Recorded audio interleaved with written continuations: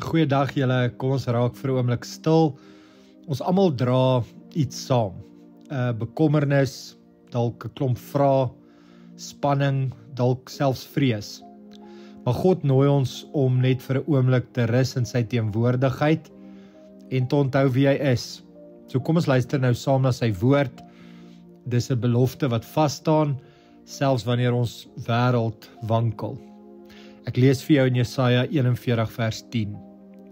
Moenie bang wees nie, want ek is by jou. Moenie ontsteld word nie, want ek is jou God.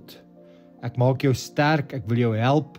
Ek laat jou oorwin met my regterhand wat mense red. Ek wil net vir 'n oomblik bid oor hierdie teksgedeelte.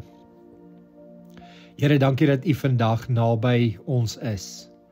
Dankie dat U nie net sê moenie bang wees nie, maar dat U self saam met ons is. U is ons God, ons bron van krag, hulp en oorwinning.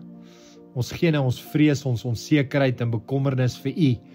Vul ons met vrede terwyl ons luister. Amen. Julle, Jesaja 41 vers 10 is nie net 'n leed troos nie. Dis God se stem wat in my en jou vrees inpraat en sê, ek is by jou.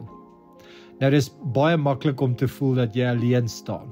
In jou stryd, jou bekommernisse, jou swaar tye.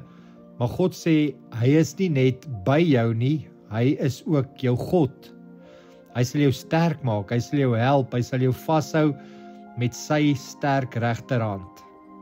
En dis hoekom hoop so belangrik is, want sonder hoop raak ons moedeloos. Maar met hoop vind ons 'n vasdrapplek. Selfs al gly alles anders rondom ons, hierdie belofte dra ons. Nie net vir eendag nie, maar vir nou, vir vandag.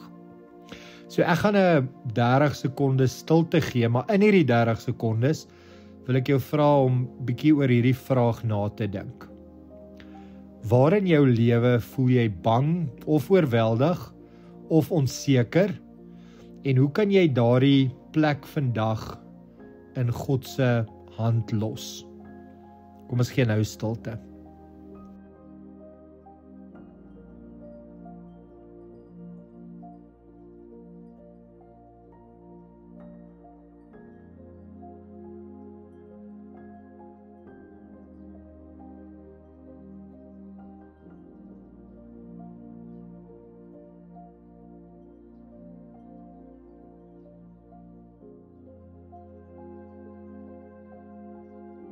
Kom ons sluit af met gebed. Here, U sê ek hoef nie bang te wees nie, nie omdat alles altyd reg is nie, maar omdat U hier is by my. Dankie dat U my God is, dat U my ken en my nie los nie. U weet waar ek begin moed verloor, waar ek moeg begin voel en waar ek begin twyfel. Maar U regterhand hou my vas, die hand wat red, wat dra, wat my ophef. Here, gee my vandag nuwe moed. Kom vul my hart met hoop, wat net van U af kan kom en herinner my daaraan dat ek nooit alleen is nie. Ek kies om U nou te vertrou. In Jesus se naam, amen.